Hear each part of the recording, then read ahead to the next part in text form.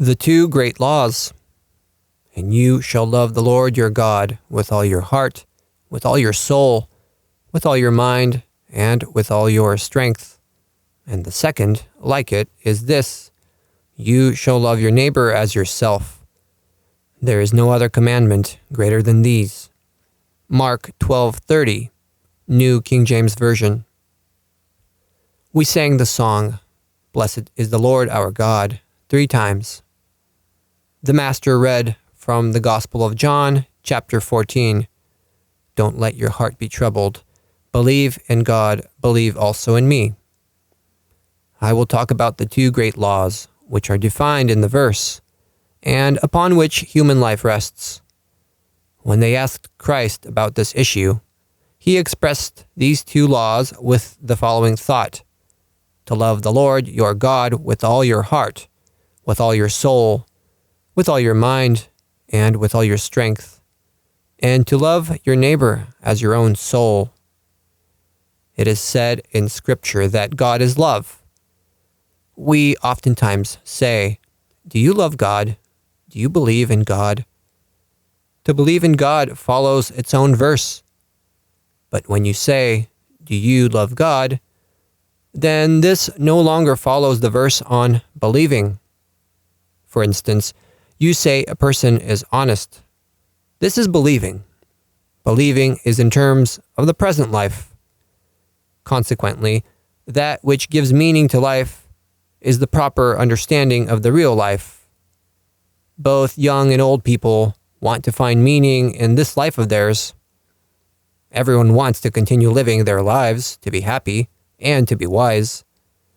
We have to be wise like the engineers, the technicians who calculate the construction of a road. Otherwise, it wouldn't be constructed well. Worldly people think through their affairs very well. Believing and faith alone are not enough. They comprise only 1/3 of the truth. Hope is also 1/3 of the truth, and love is 1/3. When you add all 3, you'll get the truth in all its fullness. Hope is the current world. It inspires us. Everyone lives in this world only to eat. If the people thought more ideally, the world would be different. Every person wants to increase his possessions and secure himself. Worldly people say that whatever they see is real. It's their hope. Faith represents the inner content of things. I divide the real world into 3 categories. 1. A world that changes and alters. This is the physical world, the physical plane. Since it changes and alters, it can be lost. For instance, if a criminal enters the category of honest and respectable people who don't alter or change, he will also no longer be as he used to be. 2. A world that doesn't change, but alters. The angelic world. For instance, the sown grain of wheat doesn't change, but it only alters. The dead haven't disappeared.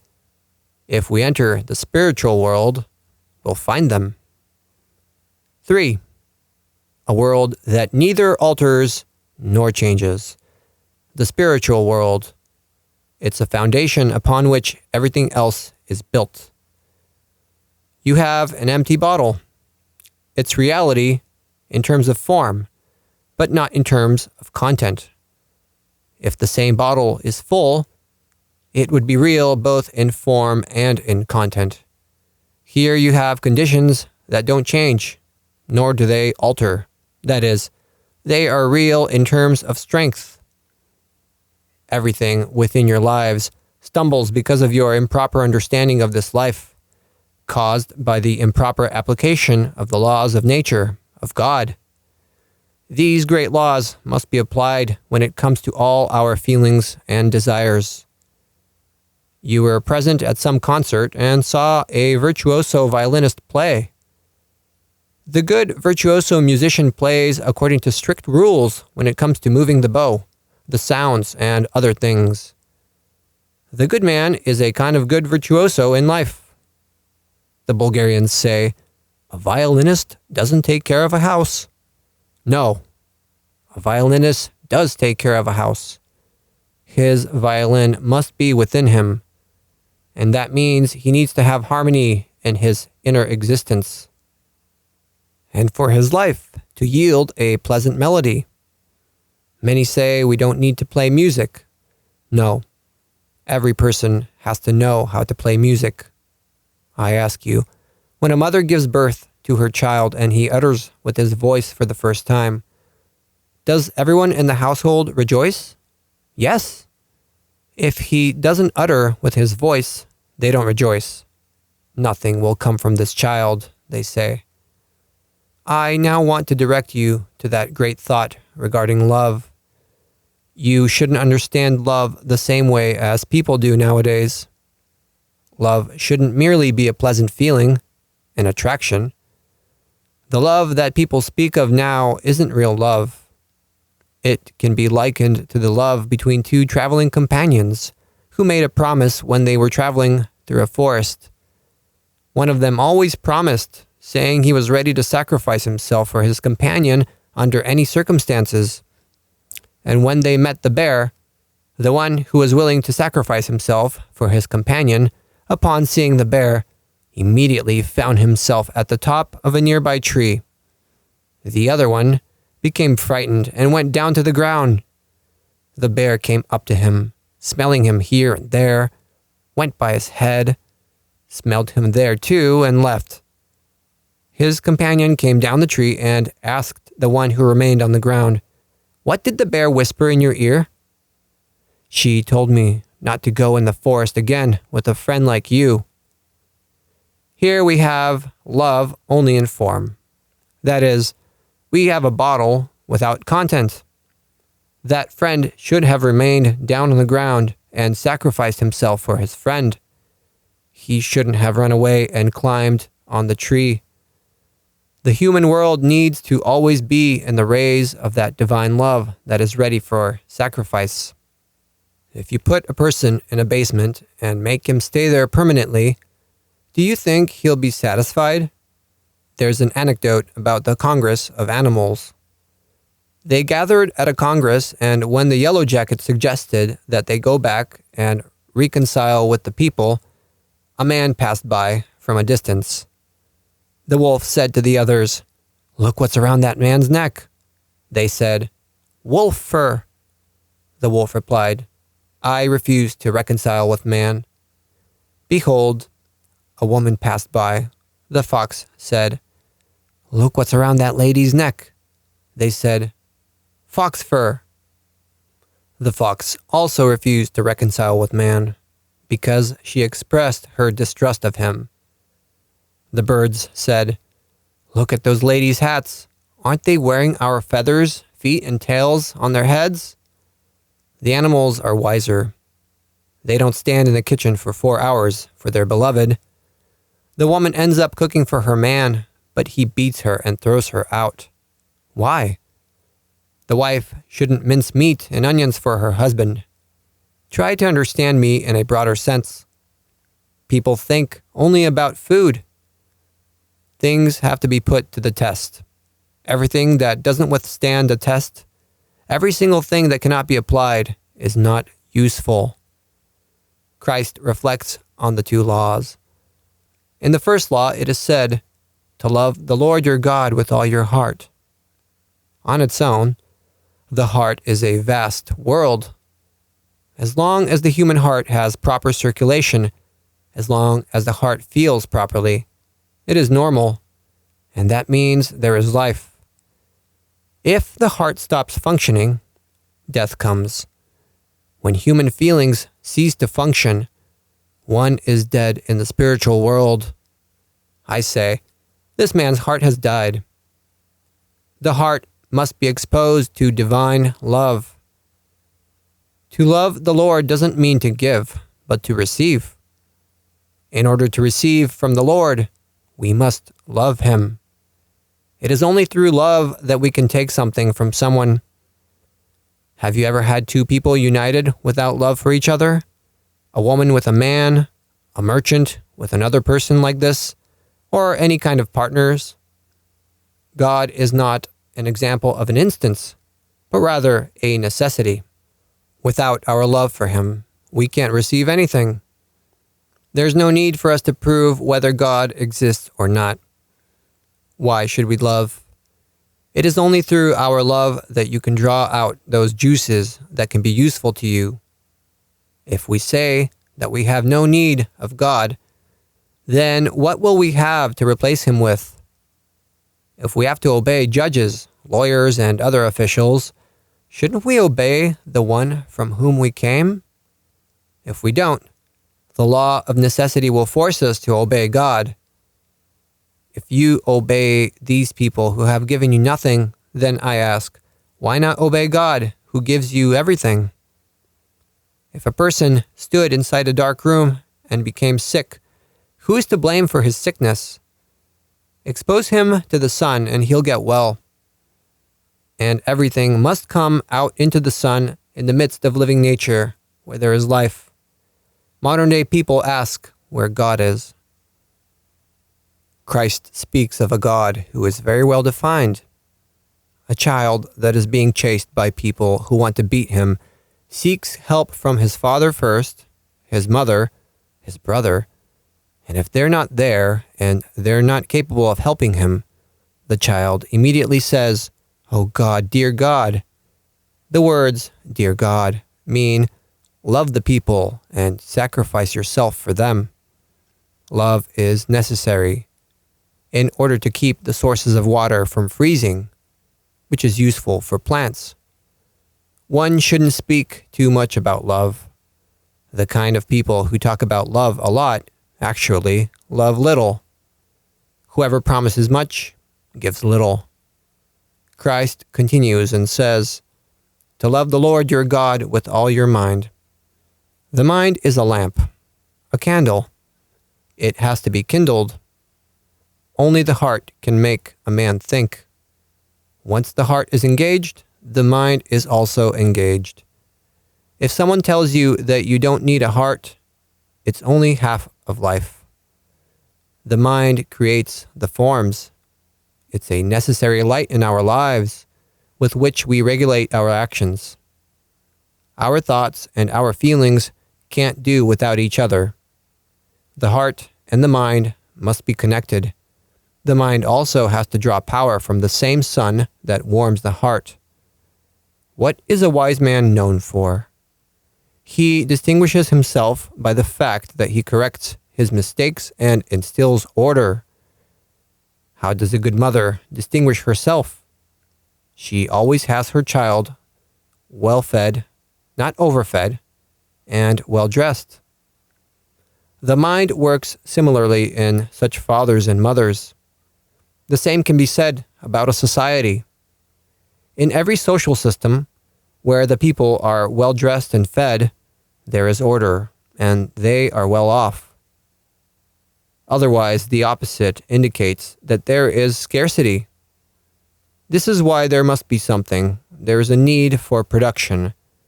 There is a close interrelationship between nature and ourselves. We have to work when the time is designated for us. Our life was already put in order from above. We won't put it in order now. During the year 1917, a gentleman from Varna, who was discharged from the front lines, managed to earn 55,000 leva. One day, he wanted the war to continue for another 8 years, so he could earn 55,000 leva a few more times. This gentleman died on the same day in the evening. This gentleman had broken the law of consciousness. Each person must reach deep into his heart and within his soul in order to draw out that divine portion, those qualities and feelings that God imparted in him. Only in this way will man find meaning in his life. Modern day people have weaknesses. Hence, they want to put their lives in order by themselves. Two brothers start bickering and end up hating each other when dividing the inheritance. How will they restore the love between them? This is how: by correcting the mistake, by giving each person his due, giving back what was taken illegally, and love will be restored. This is the divine principle. Love wants us to correct all our mistakes. When I have a loaf of bread, why shouldn't I give half of it to someone else who hungers? Otherwise, he'll give me a beating and take all of it. If I were wise, I would find ways to avoid going hungry. This is why Christ says, "Give one of your shirts," and the Lord says, "Give half of your possessions," so they don't take everything. Riches destroy love. Someone waits with the expectation that when he becomes rich, then he'll live a little. But the opposite occurs. It's not the money that brings happiness to a man, nor do they bring happiness to the world, but rather, it's the enlightened mind and the good heart. That's what it means to be wealthy. If you have no mind and heart, then you're a loaded donkey. If it carries gold from one place to another for 10 days, I ask, is this donkey wealthy? No. It carries the riches for his master. I understand riches to be that which can improve our condition, our lives. Consequently, it is the present moment that can improve our future lives. Many people want to secure themselves in the future. Whatever you do now is what decides your fate in the future. Your past is what sealed the fate of your current life. Since you didn't make good decisions in the past, that's why you suffer now. Also, Christ says to love our neighbor as ourselves. I say, can you do this for the love of God? This is the second law. Because of God, one must love both the animals and the plants, and everything that is with us. If an ant crosses your path, make way for it. But you say, we'll be late. Yet until now, when you were in a hurry, what did you do? You still haven't set your life in order, have you? Why don't you tell me who made it all the way in this world? Very few people did. Why? Because when they met an ant on their path, they didn't make way for it. When you look at the graveyards, both bishops and priests, kings and wealthy people, they all failed. Until now, they haven't set their lives in order very much. But in the future, they'll set it in order only when they observe the law of love. Every life has to be in the right place. The second law is good for our souls. The Master gives the following example. A poor man in Australia wished to go to America, but since he didn't have the means, he sought money from a banker whom he asked for 1,000 crowns. The latter said to himself, I helped a lot of people, I loaned them money, but they didn't return any of it. I will also give this impoverished man 1,000 crowns. The impoverished man took the money and left for America. During that time, the banker lost his entire fortune. After 15 years, the formerly impoverished man returned to Australia. Now a very wealthy man, he sought the banker and found him in the most miserable material condition. And instead of returning the 1,000 crowns that were loaned to him, he returned 15,000 crowns to the banker. The divine law states that every good deed done in the name of love is never forgotten. Goodness gives birth to good, and evil gives birth to evil. This is the law when it comes to doing good for one's neighbor. I recommend the following method to you. You are sick. You don't have an appetite. You can't sleep, and so on. You see doctors, you pay, and you receive no benefit. I tell you, go out in the sun. Go and don't ask me why. Where is God? They often ask. When you go out in the sun, On the first day, you'll feel a little better. On the second day, you'll feel even better, and so on. And finally, after a month or two, you'll recover. I don't want you to pay me a visit for this healing advice of mine. The sun heals you. Does the Lord take money for this healing? People try to heal themselves at the doctor's office. One of them gave 6,000 leva for treatment to the doctors and died. Another one gave 10,000 leva to the doctors and he also died. I'm not telling you not to go to the doctors. Everyone needs a doctor. But find your own doctor and go to him. The master recalls the example about the Hodja who went to the bathhouse to bathe. But after bathing and getting dressed, since he didn't have money to pay, upon leaving, he told the bathhouse keeper, "Thank you, the bath was very nice." However, the bathhouse keeper said he had to pay for the bath, not to thank him. Since the Hodja didn't have money on him, in order to pay, he prayed to the Lord that the bathhouse be knocked down so he could escape in the midst of the commotion without paying. The bathhouse really did come crashing down. The bathhouse keeper ran to the bath to see what was the matter while the Hodja seized the opportunity and got away without paying.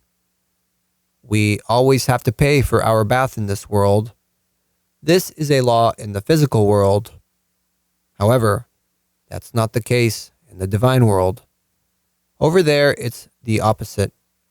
They don't accept money there. They'll kick you out if you want to pay. They'll tell you, "Go and fix this." If a teaching wants to pay us for every good deed we do, it's not a new teaching. You took freely, you will give freely. The soul is a garden with the nicest flowers and fruits, which are necessary for life.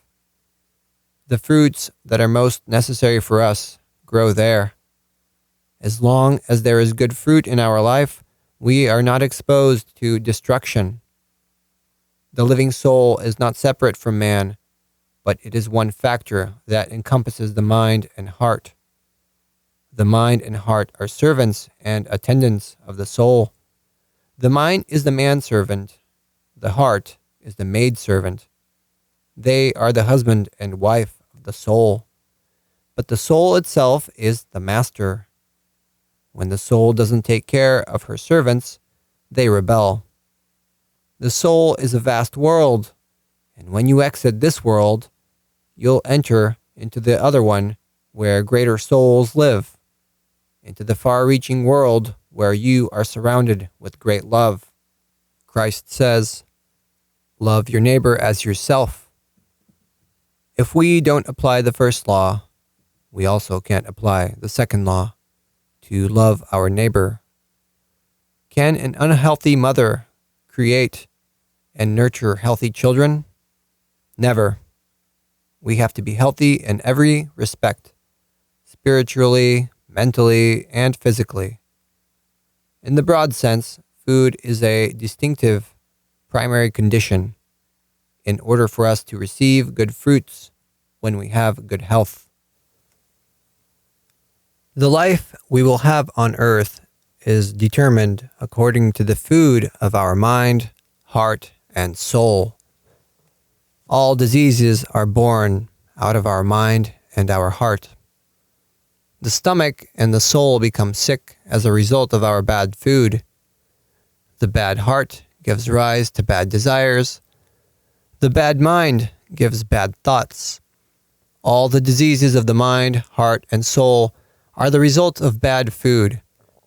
Neurasthenia is the result of not having enough light in the mind. Hatred arises because there is not enough love in the heart. The one who loves is wealthy. The one who hates is poor. Christ says, "Blessed are the lowly in spirit." Spiritually wealthy, but poor when it comes to evil. Only poor people hate, but I call wealthy those who love. There are wealthy people, but in what? They are wealthy when it comes to evil. May God protect you from a wealthy person from crime and sins. The one who is wealthy with good thoughts and good desires is a truly wealthy person. He is never in want and material deprivation.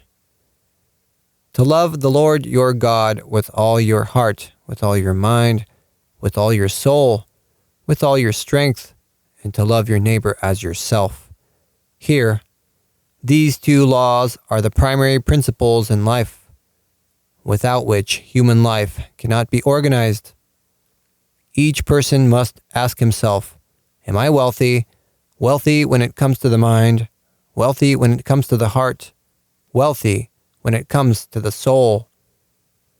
The one who is wealthy when it comes to the mind does good deeds. The one who is wealthy when it comes to feelings does good deeds. The one who is wealthy when it comes to the soul does good deeds. The question of whether there is a God or not, we will leave for later. Those who sit down and consider whether there is a God or not are like those 3 Bulgarians who had a roasted chicken, and when they were unable to divide it among themselves, they decided to go to sleep, and whichever of them dreamt the most terrible dream would eat the chicken. The next day, they got up in the morning and began to tell each other their dreams. The first one said, I dreamed that I went down from the surface of the earth through a great abyss, deeper and deeper, down to the center of the earth. The second one said, I dreamed that I went up from the earth to the sky, higher and higher, and that I reached the moon. The third one said, I dreamed that one of you went down to the center of the earth, and the other one went up to the moon, and I thought you would not come back. So I got up and ate the chicken. Our thoughts should be about how to improve our lives.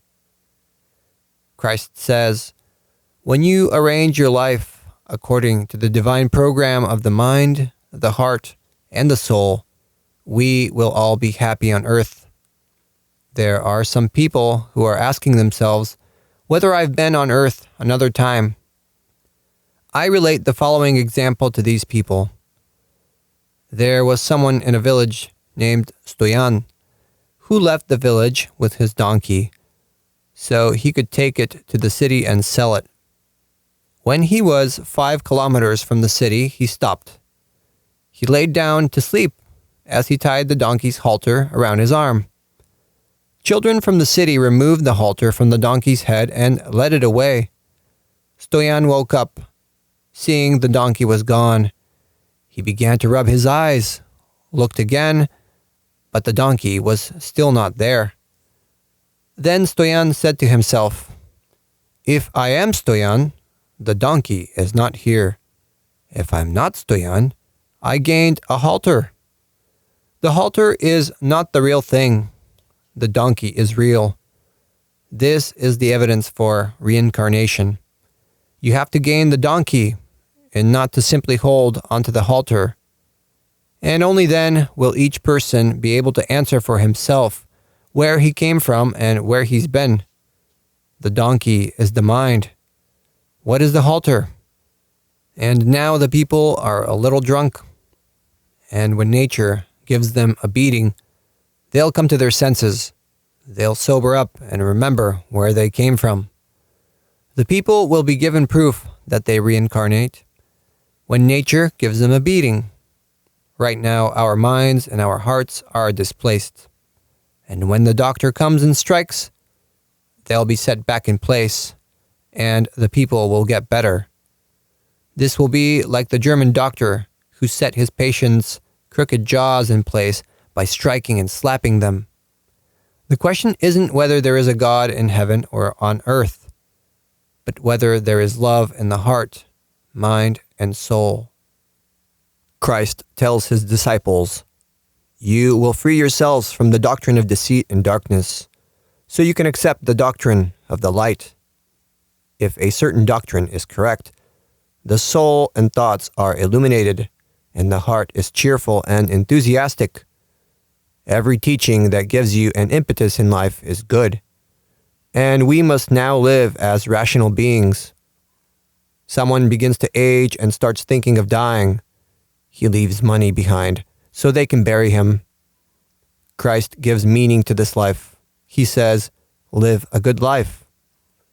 From the fruit of our thoughts and desires, we will come to know what our life was like. When you are unhappy, neurotic, sick, discontent, among other things, try to find where you went wrong, how you undermined love. Renew your affection for love and you'll be healthy again. This is the new teaching I'm preaching to you. Try all the teachings in the world and finally you'll try this one too. The new teaching wants to give meaning to life. It's the teaching with which one both speaks, acts, and works at the same time. It's the teaching of trying things out and doing deeds, and observation. You want some examples. Imagine there's two of us at the bottom of the ocean, and you have a weight of 80 kilograms of gold on your back. I tell you, there's light up above the surface of the water, and you want to go toward that light. However, the sack of gold on your back holds you down at the bottom of the ocean, and you can't get above the surface. Until you throw this sack of gold from your back, I won't be able to pull you above the surface of the ocean, and you won't be able to see the sunlight. You won't be able to feel the warmth of the sun, and you won't be able to receive the sun's blessings. It's not the material riches that will make you happy. Another example. During the time of the last coronation in England, an Englishman left from America toward England with $365 million so he could take part in the celebrations during the coronation. During his voyage, he calculated that this sum of money wouldn't be sufficient for his expenses, and consequently, he threw himself into the ocean and drowned. This man wasn't even insane. You will find the truth in life within yourselves. We can return to God only when we open our whole heart, our whole mind, and our whole soul, and use all our strength for doing good. We need to open, otherwise we'll be unhappy. The most essential thing, the greatest power in the world, is love. What gives meaning to life is divine love. There's nothing of greater value than that. Both rich and poor alike, they all strive to acquire love. Everyone sighs loudly because they lost their love. Love is the great wealth of mothers and fathers, and of masters, as well as servants, of teachers and students, and brothers. It is acquired only one way, by passing through 6 doors, 6 ways, of which 4 go to God and 2 to us. It is acquired when we open our heart, our mind, our soul, and our strength. These are 4 principles that lead us to God. Also, when we come to love God and when we love our neighbor as ourself. If we stand passively, we won't acquire it. But when we become active and manlike, God says, I will dwell in them, and I will be their father, and I will be their teacher. Purity, truth, and sincerity are required. You could leave behind the world and become a monk, a king, or something else. But if you don't have love, you cannot be happy. Now everyone is entangled in deceit everywhere. The merchant must set down and give his notices according to these 2 laws. The content on the advertised notice must also reflect the content of the quality, and vice versa. The merchant shouldn't sell cloth as if it were pure wool, while half of it is made of cotton. Love should be the same, both in its outer form as well as its content. A peasant in Sofia sold a tin of nice fresh butter to a clerk. The clerk brought it home, boasting to his wife about the good quality butter. However, he was surprised to find that the tin had only a handbreadth of butter on the top, and everything underneath was dirt. Love doesn't permit these kind of sales. All of us must love. There is no shame in loving according to the divine love. A woman who loves only one man makes a mistake. She must love all men. A man who only loves one woman makes a mistake. He must love all women. A transgression takes place between only one man and one woman in secret. No transgression occurs between one woman and many men, and between one man and many women, because the love is out in the open. All the people are our sisters and brothers. That's also how we are amongst ourselves. People seek God in heaven. He can be found in the intelligent life. Where there is death, God is not there. Where there is life, the Lord is there. When you see a bug drowning, or an animal that needs relief, or a person who needs help, help them. The Lord is there. Our transgressions will be forgiven, but only through works. A criminal killed 99 people and went to confess to a priest. The latter, after reading a prayer of forgiveness, said to him that he has to go by an intersection and sow a melon field and give a watermelon to each traveler who passes by, in order to quench their thirst. The priest added by giving him a dry, charred stick to stick it in the middle of the melon field, and, when he sees green leaves sprouting from it, his sins would be forgiven. The sinner went and sowed the melon field. He stuck the charred stick in the ground, and from the ripe watermelons, he gave some to every traveler who passed by the field. For 10 years he continued atoning for his sins in the manner prescribed, but the green leaves didn't grow back on the stick. One day, a traveler on horseback passed quickly by the melon field on the crossroad who, at the insistence of the sinning melon farmer, to stop and receive his share of watermelon, refused and went on his way, because he was in a great hurry. The sinner insisted on stopping and getting his watermelon, but the traveler kept refusing. Then the gardener said to himself, "I've been standing here for 10 years giving away watermelons, and all the travelers ate, yet green leaves still haven't sprouted, and so I will not be forgiven. But I'll kill this traveler too, who hinders my forgiveness." He went to his hut, took his rifle, fired, and killed the traveler. Upon inspection, it turned out that this traveler on horseback was a bad man, a malicious man who was about to disrupt the wedding between two young people who sincerely loved each other and wanted to be united. To the sinner's great astonishment, as he returned to the field, he saw that there were green leaves sprouting on the charred stick. He was now forgiven. He was reborn among these youths as their newborn child. Love redeemed him.